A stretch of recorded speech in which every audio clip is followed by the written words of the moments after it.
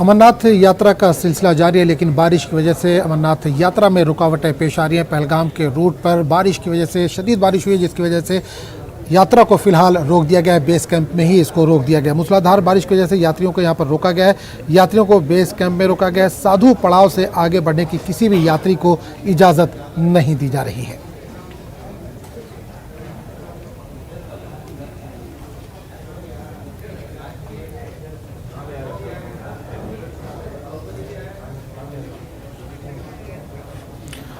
और इस पूरे मामले पर बात करेंगे अपने नुमाइंदे मुदस्सिर कादरी से, जो इस वक्त फुलान के जरिए हमारे साथ जुड़े हैं। मुदस्सिर, खबर आ रही है कि पहलगाम का जो रूट है उसको बंद कर दिया गया तेज़ बारिश की वजह से।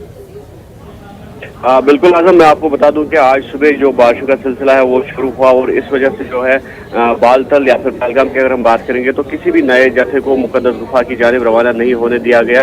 और जो इंतजामिया का इस हवाले से हमसे बात हुई तो उनका ये कहना है कि जो तेज बारिश है तो रोड जो है वो स्लिपरी हो गया है और जिस वजह से जो है किसी भी कोई भी खतरा मोल लेना नहीं चाहिए यात्रियों की हिफाजत के हवाले से अगर बात की जाए तो उस वजह से इस ट्रैक को फिलहाल आर्जी तौर पर बंद कर दिया गया है। और ये कोशिश की जा रही है कि जो ही मौसम में बेहतरी आएगी तो यात्रियों की जो नकलो हमल है उसको दोबारा बहाल कर दिया जाए और यात्रियों को दोबारा जो है मुकद्दस गुफा की जानिब रवाना किया जाए। और इस तरह से जो इंतजामिया से की बात हुई तो उनका ये कहना है कि सब यात्री है वो सही सलामत है और उनको बाहिफाजत जो बेस कैंप है या सेंटेज है जो रास्ते में है जो ट्रैक है तो वहाँ पर ठहराया गया है। और जो जम्मू से निकलने वाले यात्री थे वो अभी तक यहाँ नहीं पहुंचे। हालांकि जो रात भर जो मुख्तलिफ जगहों पर जो श्रीनगर कौमी शहरा पर ठहराए गए थे यात्री तो वो पहुंच गए हैं बालतल बेस कैंप या फिर पहलगाम बेस कैंप की अगर हम बात करेंगे तो मैं आपको बता दूं साथ ही साथ जो इस तरह के मौसमी हालात है या फिर जो आफात समावी डिजास्टर से निपटने के लिए पहले ही जो है एक खाका मुरतब किया गया है। और इस हवाले से अमरनाथ यात्रा शुरू होने से कबल ही एक रिकी भी की गई थी और जिसमें ये सिखाया गया था जो वॉलंटियर्स है या फिर जो डिजास्टर मैनेजर की टीमें हैं कि किसी भी आफत से किस तरह से निपटा जा सकेगा या मौसमी खराबी की सूरत अगर जरूरत पड़े तो किस तरह से रेस्पॉन्स किया जा सकता है, यात्रियों की मदद या फिर उनको जो है बर वक्त इमदाद पहुंचाने के लिए किस तरह से जो है एक्शन ली जा सकती है। और इस हवाले से एनडीआरएफ या एसडीआरएफ की अगर हम बात करेंगे तो वो टीमें जो है पहले से ही तैनात है पूरे ट्रैक पर और उसके अलावा जो क्विक रेस्पॉन्स टीमें हैं उनकी खिदमत भी जो है वो हासिल की गई है। बिल्कुल, महकमा मौसमियात का क्या कहना है, कब तक हालात नॉर्मल हो सकते हैं या बारिश कब तक रुक सकती है? देखिए, अगर अभी की बात करेंगे तो अभी जो बारिश है बारिश का सिलसिला रुक गया है लेकिन आसमान जो है वो ओवर आलूद है और महकमे जो मौसमियात है जो उन्होंने प्रेडिक्शन की है जो फोरकास्टिंग की है तो उनका ये कहना है कि अभी भी जो है स्कैटर्ड रेनफॉल हो सकता है और फ्लैश फ्लड्स आने का खतरा है। और जितने भी सेंसिटिव मकाम है जो हसास मकाम है वहाँ से लोगों को फिलहाल हटने के लिए कहा गया है और एहतियात बरतने की अपील की गई है यात्रियों को भी और आम लोगों को भी। और ये कहा जा रहा है कि अभी जो रेनफॉल है वो मजीद 24 घंटे में हो सकती है लेकिन उसके बाद जो मौसम में बेहतरी आ सकती है और बेहतरी के बाद ही जो यात्रा है दोबारा बहाल हो सकती है। चलिए, बहुत बहुत शुक्रिया इस तमाम जानकारी के लिए। आगे बढ़ेंगे। बिहार में बीजेपी और जेडीयू की हुकूमत है, लेकिन अक्सर फैसले ऐसे होते हैं जिसमें दोनों पार्टियों में तालमेल नहीं होता और आगे चलकर मुश्किलात पेश आती हैं। एक नया तनाज़ा इस वक्त वहाँ पर शुरू हो गया वक्फ भवन को लेकर। वहाँ पर वक्फ भवन बनाने की बात हो रही है। इस बार हुकूमत में शामिल बीजेपी और जेडीयू वक्फ भवन को लेकर आमने सामने है। हुकूमत ने हर ज़िले में वक्फ भवन तामीर करने की बात कही है, जिसके बाद बीजेपी ने हर ज़िले में तीर्थ भवन का मुतालबा किया है। जेडीयू का कहना है कि हर तबके की तरक्की के मकसद से किया गया है। वहीं बीजेपी का कहना है कि बिहार एक गरीब रियासत है, इसलिए ऐसे फैसले एहतियात से लेना चाहिए। और शिया वक्फ बोर्ड के चेयरमैन हुकूमत के इस फैसले को किस नज़र से देखते हैं, आइए आपको दिखाते हैं।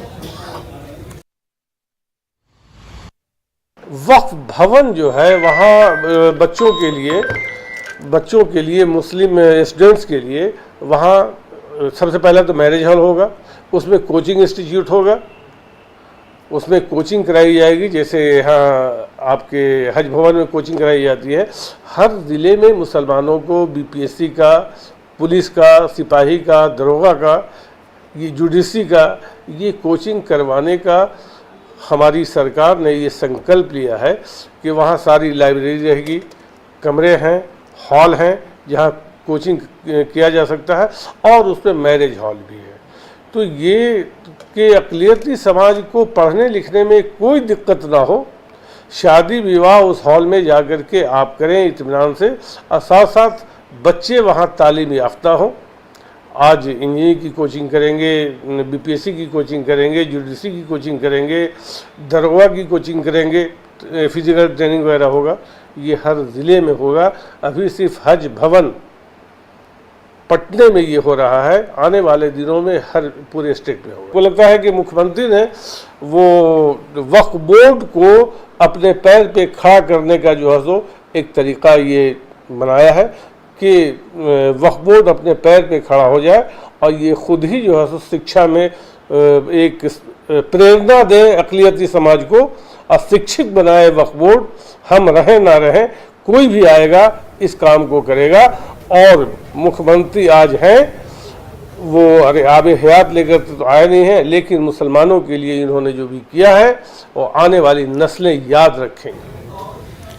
और इस पूरे मामले में बात करने के लिए हम सीधे रुक करेंगे अपने नुमाइंदे आनंद अमृत राज के पास, जो इस वक्त फोन लाइन के जरिए हमारे साथ जुड़े हैं। आनंद अमृत राज, बिहार में जेडीयू और बीजेपी की सरकार है, गठबंधन की सरकार है, लेकिन अक्सर फैसले हमने देखा है कि ऐसे होते हैं जिसमें फैसले लेने के बाद दोनों में खटपट शुरू होती है। नया मामला वहाँ पर वक्फ भवन को लेकर शुरू हुआ है, क्या है पूरा मामला?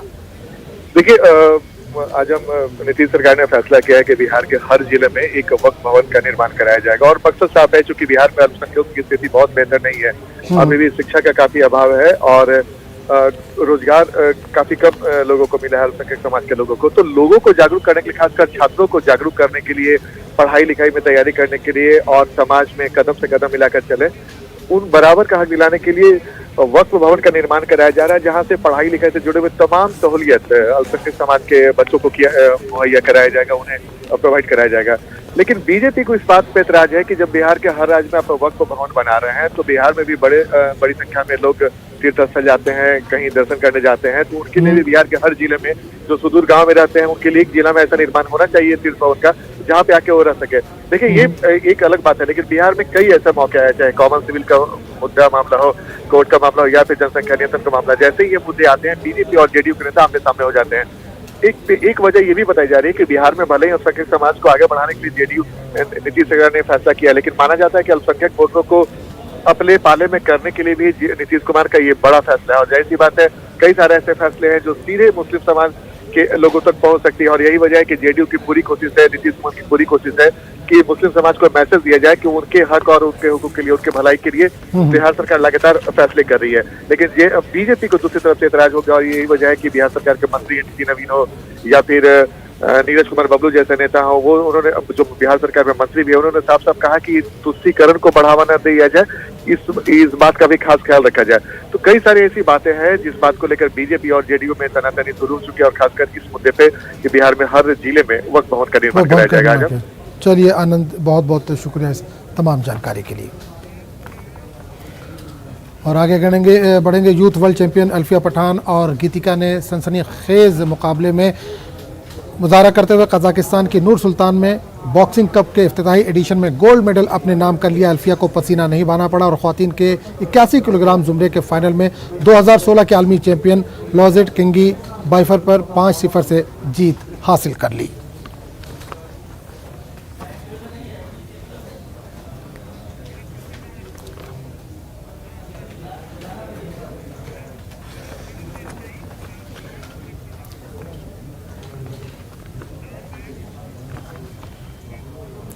तो इस बुलेटिन में फिलहाल इतने हैं, लेकिन चलते चलते आपको छोड़ जाते हैं क्रिप्टो की समझ के साथ। आदाब।